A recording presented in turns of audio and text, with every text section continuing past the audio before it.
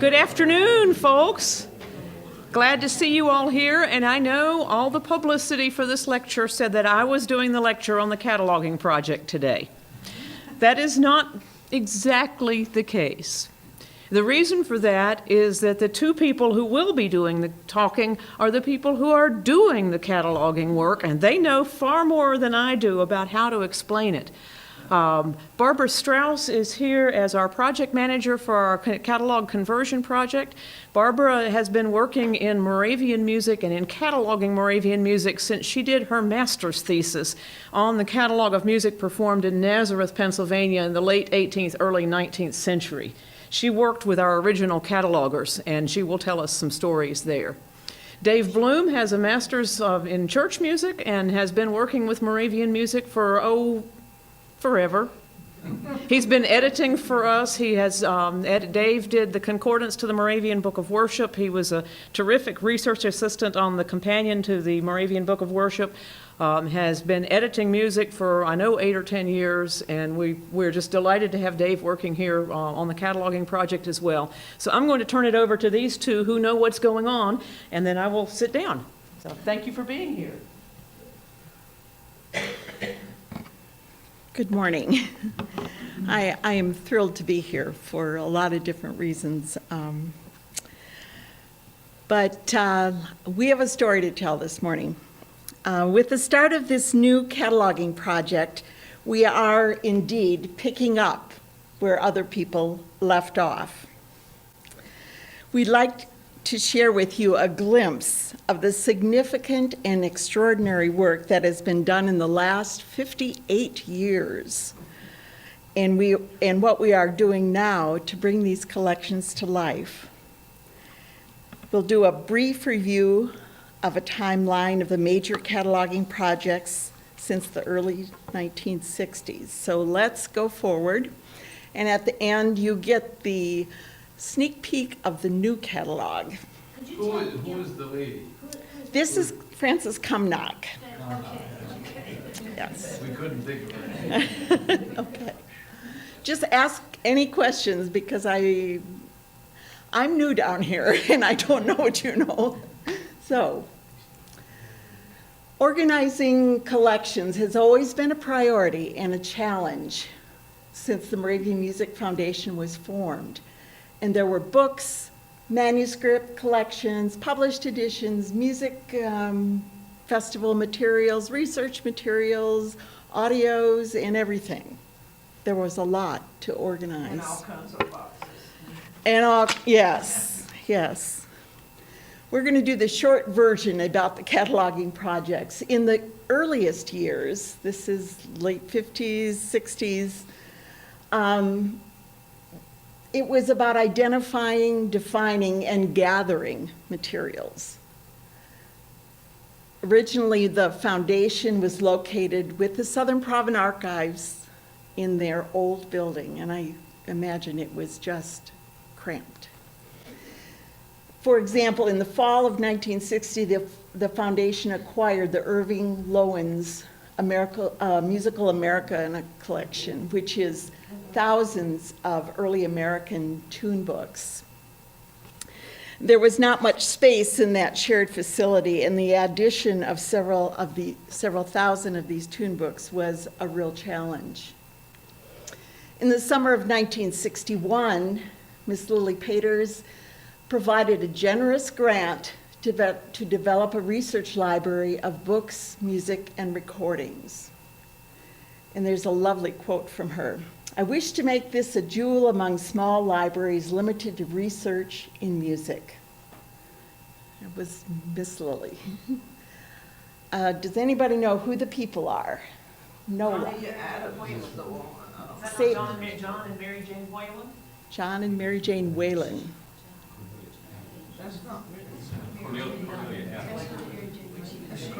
Cornelia Adams. Cornelia Adams and John Whalen. Yes. Cornelia Adams, John Whalen.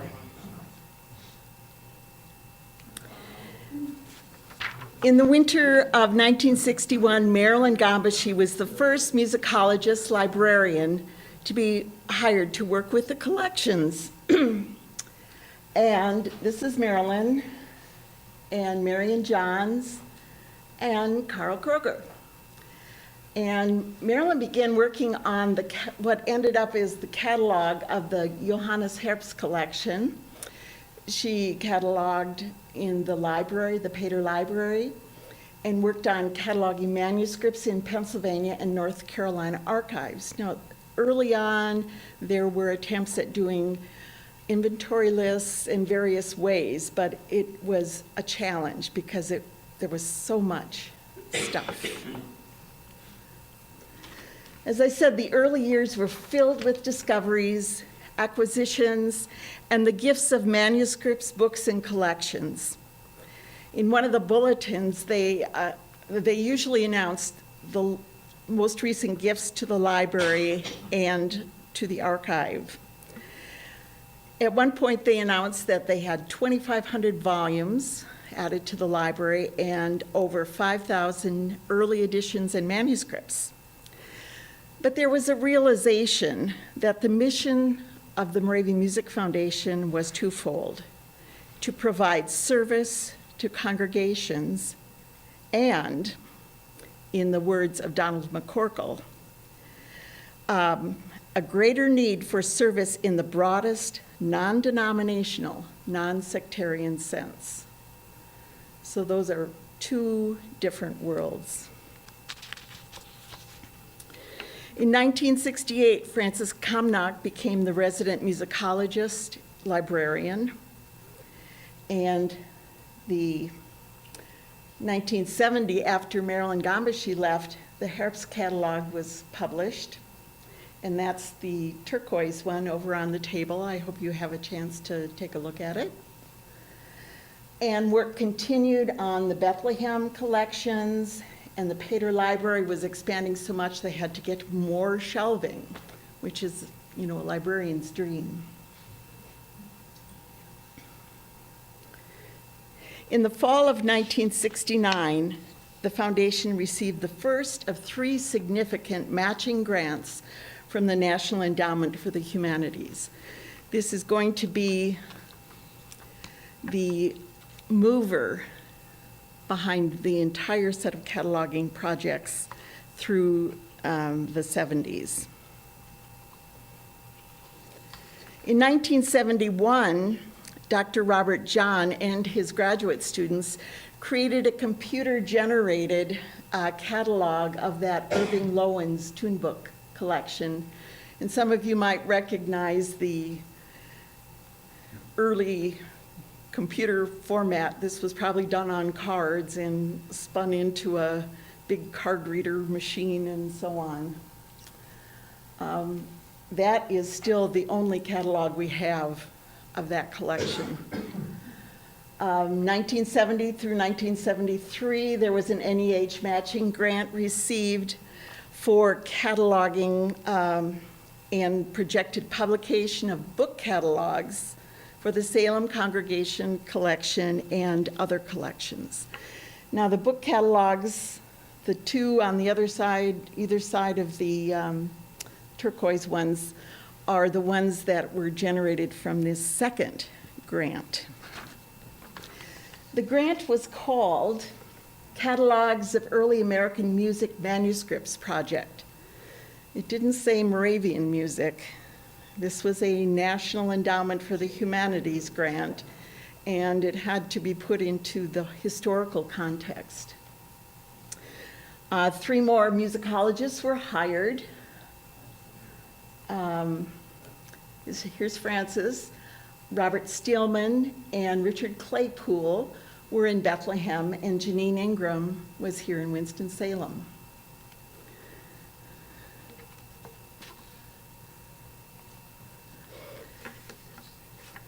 This project really meant the end of book catalogs and the start of the card catalog era.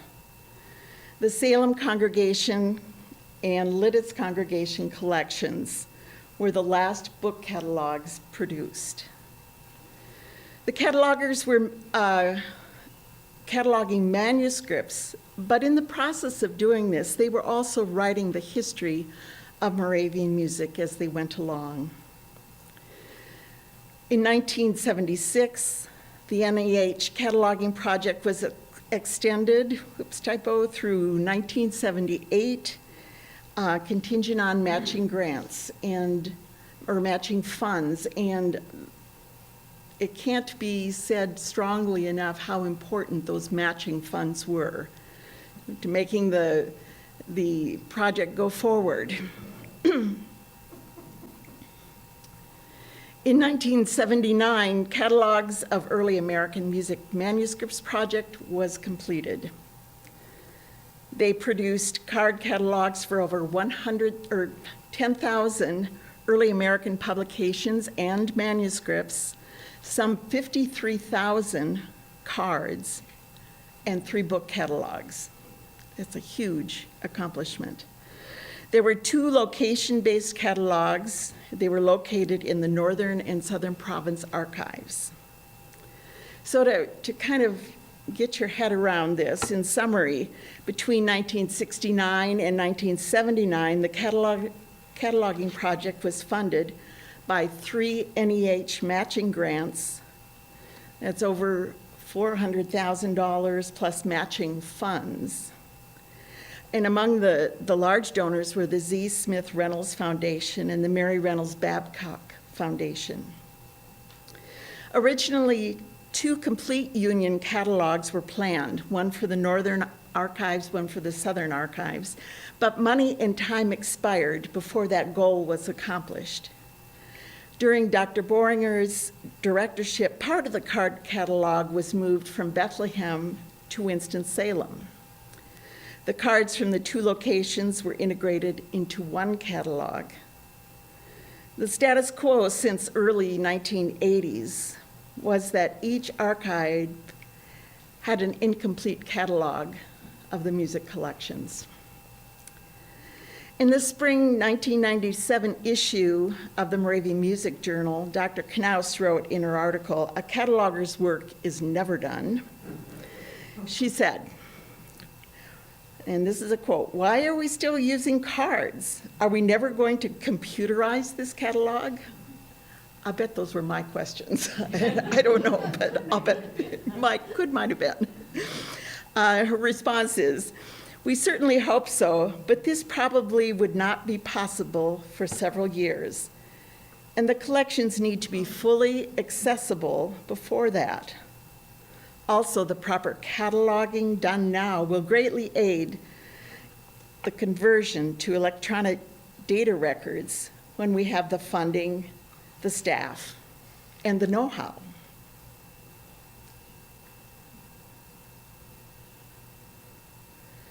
The new incarnation of the cataloging project. Enter 2 librarians, that would be David and me. Yes, this is what it's all about. They, meaning the librarians, are subversive. You think they're just sitting there at the desk, all quiet and everything. They're like plotting the revolution, man. I wouldn't mess with them. Yes, this is what it's all about. Before you know it, the librarians have shifted the paradigm, quietly and with a smile. We have entered the era of the new incarnation of the cataloging project indeed.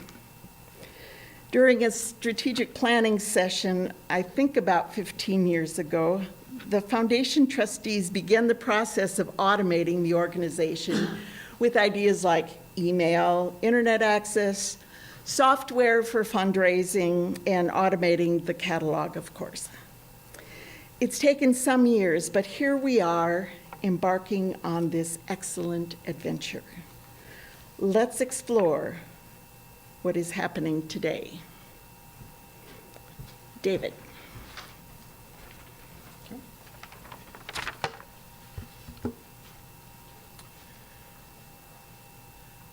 With the move of the board to getting technology into the 21st century with email and internet and so forth, the Music Foundation became a member of OCLC in 2004. OCLC is based in Dublin, Ohio, a suburb of Columbus. It was started in 1967 as the Ohio College Library Center, a way of academic libraries sharing cataloging information to help each other out with their catalogs. Also, it provides support for interlibrary loan. And as it has grown and developed, it has changed name from the Ohio College Library Center to the Online Computer Library Center, OCLC. It now has gone far beyond the bounds of Ohio and now is has member libraries in 113 countries around the world. There are some 16,000 member institutions representing some 80,000 libraries. And these are libraries of all types: public library systems, academic libraries, special libraries. And special libraries can include things like law libraries, hospital libraries, special libraries like where I used to work before I came here at Battelle, and special libraries like what we have here. Members of OCLC include not just libraries, but also museums and archives. Part of being a member of OCLC means that you commit to sharing cataloging information, and that you agree to contribute intellectual content to the database. And the database of OCLC is made up of millions and millions of records that represent books and sound recordings of all types, videos of all types. Manuscripts can be represented in the catalog, and these are all in what they call MARC format, M-A-R-C, for machine-readable cataloging. And each record, MARC record, contains a lot of data, what they call metadata. It's information about information that allows librarians to share information across libraries. What we had here in the Pater Library downstairs on the first floor is two book collections in the research library. The one on this side was the Music Foundation Library, and over here was the Archives Library. The problem was that they used two different classification systems. The Archives Library used the Dewey Decimal System. A lot of people are very familiar with that, especially in public library settings. Pater Library was in some homegrown classification scheme. So what I am doing is putting the two collections together and putting them in Library of Congress classification systems. What you have, and there was great rejoicing from the crowd. What you have, two collections with overlapping interests, duplicate titles, and so this is part of the overall integration that we're seeing in the cataloging projects. So what you see here is a picture of the shelf list card. Now, for some of you, you remember the days of card catalogs, and in its simplest form, you had a number of cards for each book on the shelf. An author card, a title card, and any number of subject heading cards. And so these could each be found in the card catalog by those different means. What you may not have known was that the librarian was keeping a copy of that catalog card back in the back room, and they were not in alphabetical order by author or by title or by subject heading. They were in order by call number. And so we, the librarians, are back there. Part of their plotting was keeping all this in call number order. What you have downstairs are, right now, are two different sets of catalog card drawers, one for the Archives collection of books, one for the Music Foundation collection of books.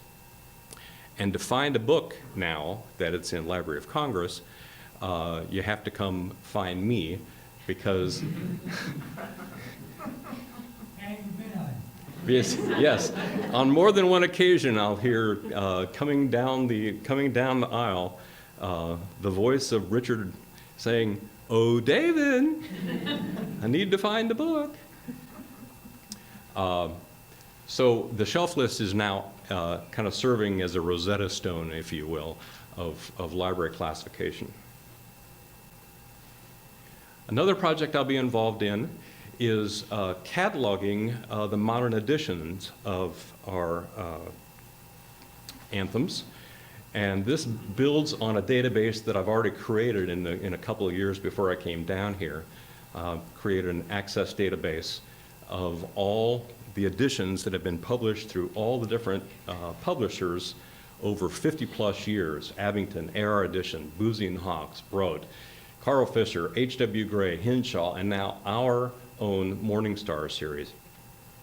And I'll be incorporating the information that I've already have built in this database into a MARC record for each anthem that will be in OCLC. What this will do is, and some of them are already cataloged, because there are some libraries that have, for instance, the early American Moravian music series that H.W. Gray put out. I'll go into those records and verify that all the information is correct, and then probably enhance the record in some ways, consulting with Barbara as I do that.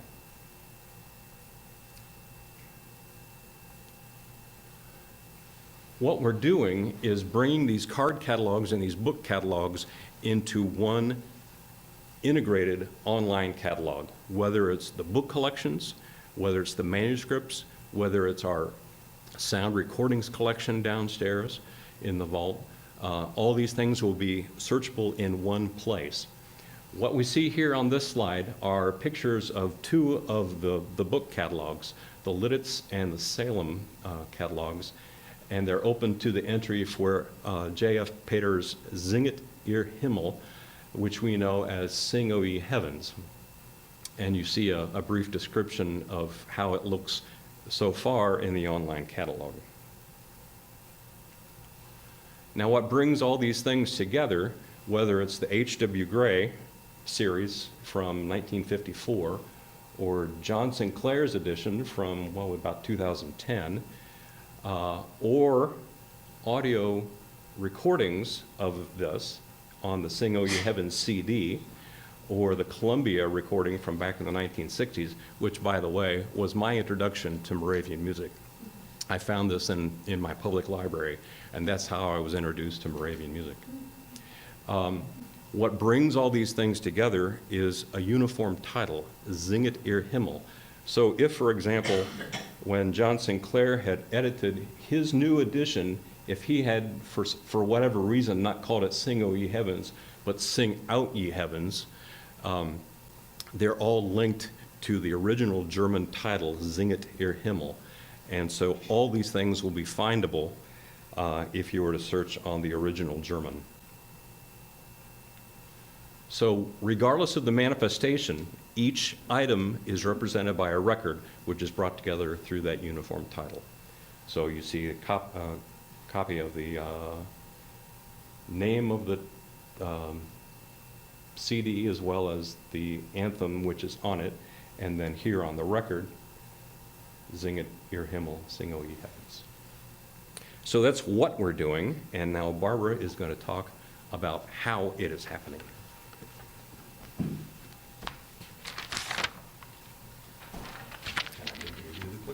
Okay.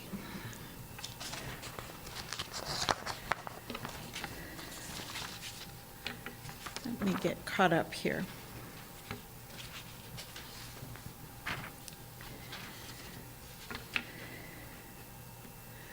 What we've got here is Gieser's Ehre sei Gott in der Höhe, and we've got three versions in three different collections. In the Salem Congregation Collection, the Lidditz Congregation Collection, and the Herbst Collection. So this is a nice picture of how we've got all these different manuscripts, and we've got them recorded in books. And we've got a record for each of these versions, and the online catalog will bring them together under their title and their author composer. This is a typical example of an anthem found in one of these collections.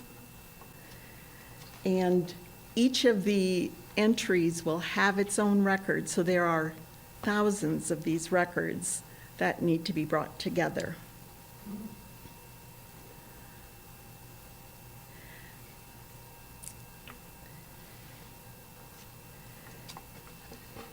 We've got a picture here of the source, either a book catalog or a card catalog. Our partner, Backstage Library Works in Provo, Utah, is our partner who does the scanning and the creation of the basic record. So you've had a good example of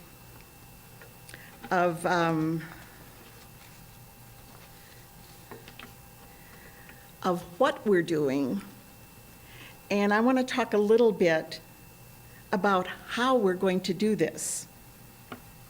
When we select a collection to be converted, we send either a book or a set of cards to Backstage Library Works, along with a set of instructions about specific data that they need to add to each record. Backstage Library Works will create a set of test records according to the specifications. They send the records to NOLA or me via email. I review the records to make sure that all the details are correct and give the thumbs up while NOLA reviews the contract. When the contract is signed, Backstage Library Works staff scan the information from the books or the cards. They convert the information into an encoded record, this MARC record. They use optical character scan recognition.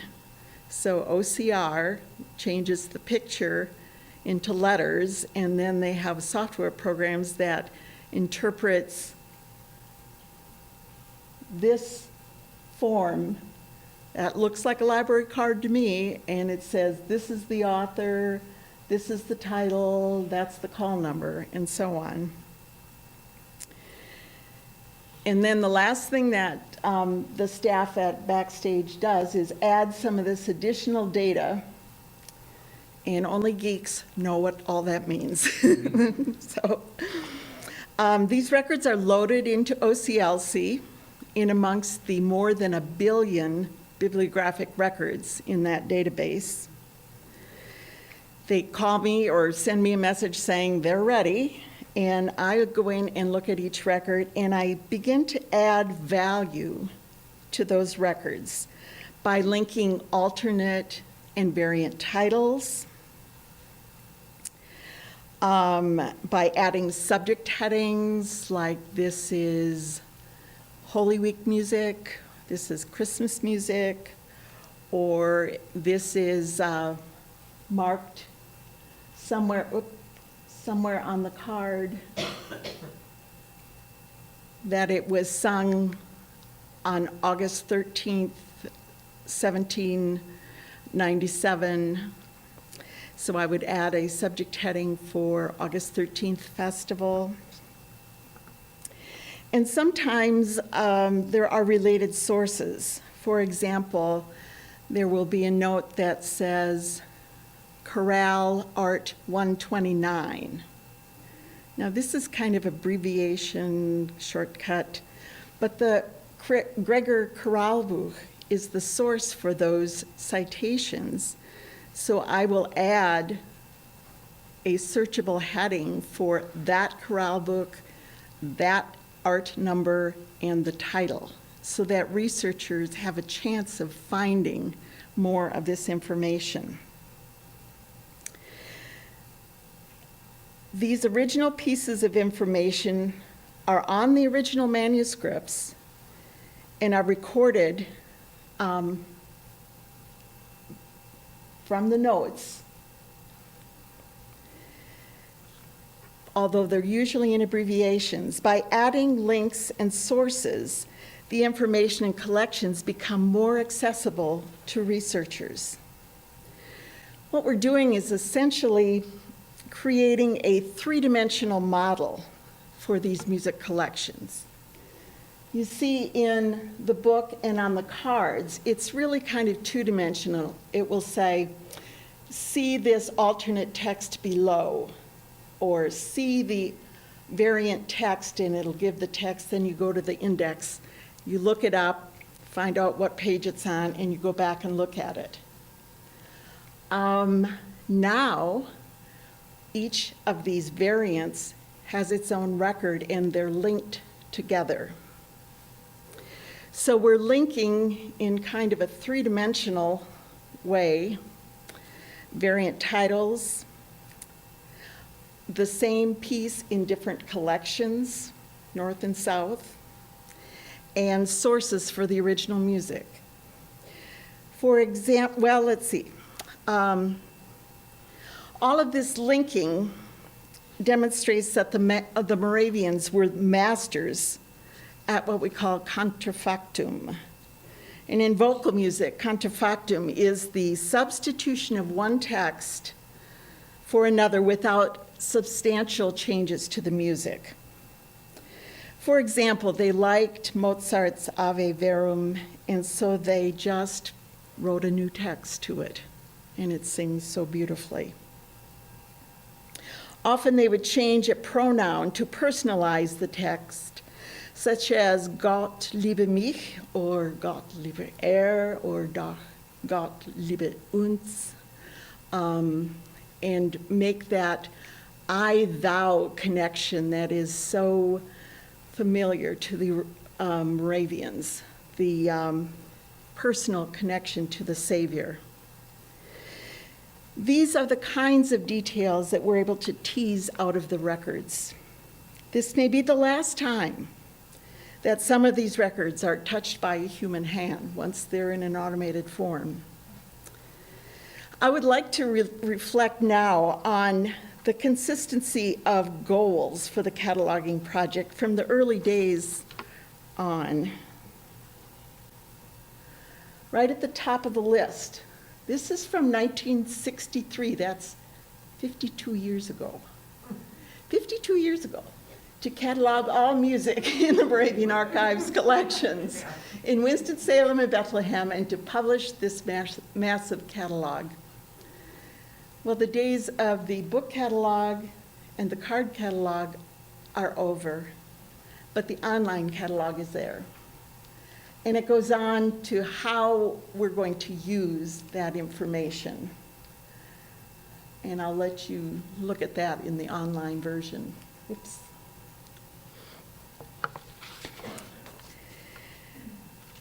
It's amazing how relevant all that seems, and it served the foundation well for these 58 years. But let's take a test drive of the catalog so that you can see this amazing tool.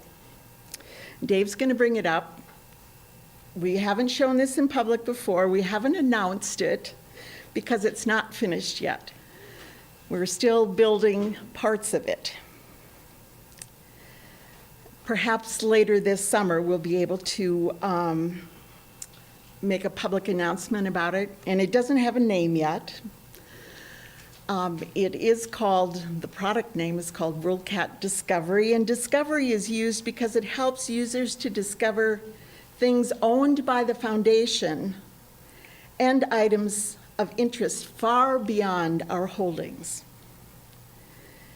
Underneath this discovery layer, this is our catalog, is a mega index, and I mean a mega index. It includes all of WorldCat, which is over 1 billion records. It includes files from vendors such as EBSCO, if you're familiar with them, or Springer Verlag, various publishers around the world. All the articles in their journals can be searched through this. And I think we're going to see the power of this. I want to show you some examples. David put in a search for an anthem title, and we come up with 1, 2, 3 of these. 2 of them I know are from Lidditz, and 1 is from Dover. So let's go and look at the first one. He's going to click on the title, and it says it's from the Lidditz congregation. And it has a collection name, Lidditz Congregation. It includes, this is a chorus, a sacred chorus with string orchestra. It has all of that information from the cards. What it doesn't have right now, and we're waiting for the summer, is the location and call number. So is this in the Northern Province Archives or Southern Province Archives? What collection is it in, Lidditz? What shelf is it on? What folder is it in? All that information we're putting in, but it isn't displaying yet until a little later this summer. We're talking about linking sources. You want to go up a little, David? This has an alternative text. That's what I was talking about. And when this gets a little further along, you'll be able to go from this text and click on it, go to the other text. And so these alternate texts are brought together. Let's look at number 2 on the list and open the description area.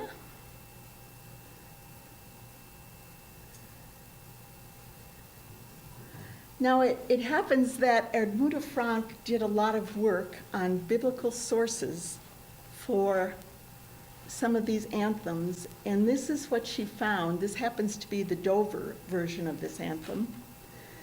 And these same psalms need to be included in the other records. But to show you how it brings things together, this is a subject heading, Psalms Music, that was added. And we're going to click on that, and it's like doing a horizontal search.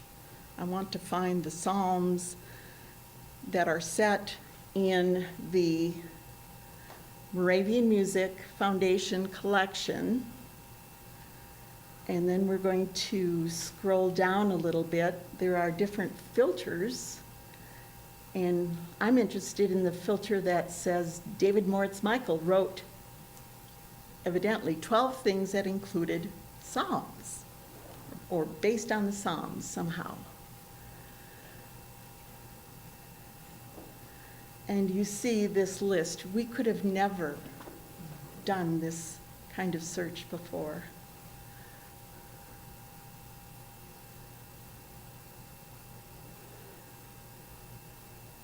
The possibilities for scholarship are huge. Okay, so you can bring together time. Okay.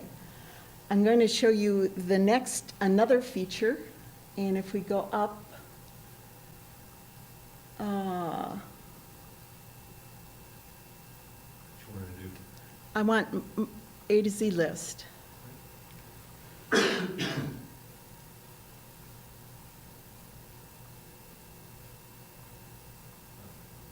Can you see it? Well, let me just say that we've now cataloged all of the journals, including some online journals. Now, I said that in this mega index, all of the articles in journals are given citations. Well, now we can search Paul Poiker's name and find out what online texts he has available through our catalog, or what previous works he's written that we could get through interlibrary loan. Let's do another example of just a keyword search up here, Moravian music, Knaus. we're going to take a look at how these filters along the left side help us kind of understand what we're seeing. And no, I want us to have libraries worldwide to kind of see where NOLA's works are spread far and wide. And we see we have, her name is attached to 21 scores, 13 books, 12 encyclopedia articles, and 7 articles, and music, I think, is kind of a generic thing. I would say a cataloging error, but anyway. Let's look at these encyclopedia articles to see what all that is about. We do not subscribe to an online encyclopedia. We do not have a subscription to New Grove Online. However, all of these are Grove Music Online. I put them into the knowledge base, which is connected to this mega index. We have paper copies of the Grove downstairs in the library, so we know, because of that mega index, that NOLA has written articles in the New Grove Encyclopedia of Music. This is way cool. Can't get away with anything. No, you can't. You are discoverable. Oh, no. And the last example I want to show you is an even more stunning one. David's going to search the term Bruder Gemeine, just general. And again, we're going to look at the filters on the side, the formats, and we see almost 1,400 visual materials. And I am delighted to show this to you because these are missionaries in Africa in the 1930s that are coming up through our catalog. So we're going to take a look at one. And this is the International Mission Photography Archive.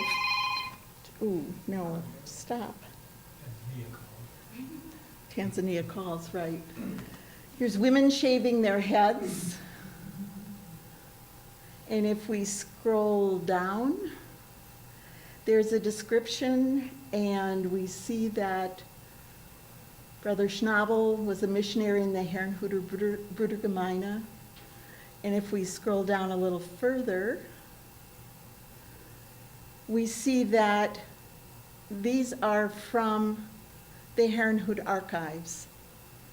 So things from all over the world get into this mega index and are discoverable through our catalog. This is amazing. At the end here, I would like to say a personal note here, that when I was working in the 1970s in the Pennsylvania, in Bethlehem, on the Nazareth Project, I spent a lot of time with Dick Claypool and Bob Steelman, and have the utmost respect for the work they did and the integrity of their dedication to getting the details recorded. So now, 40-some years later, I can pick this up and enhance the work they've done. So we really are picking things up where they left off. But they were also great guys. I remember one morning, they gave me a cup of coffee, and I was drinking, and they kept waiting for me to get someplace, but there was a little frog in the bottom of the cup, a little glass frog. That was the guys. Anyway, this is an adventure, and you'll hear more about this at another lunch meeting. Thank you.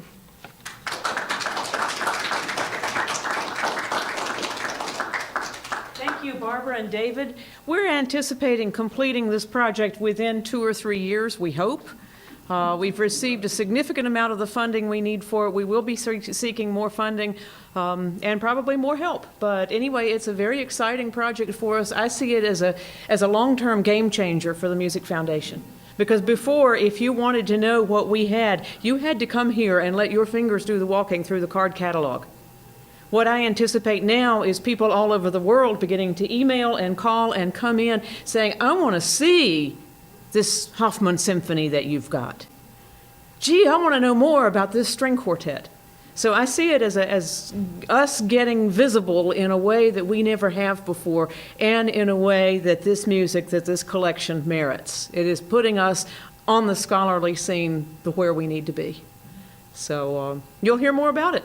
Next month, you will hear more about some of the discoveries in the 19th century music that has been in boxes downstairs labeled Salem Orchestra 19th Century for many years. Brother Bill Osborne has done an inventory of that, and he and I will be presenting some music from that collection. I know Eric will be playing as well, and we'll have a soprano singing, so you'll hear and see some things you haven't seen before. So come back next month on the 12th of March. Thank you very much.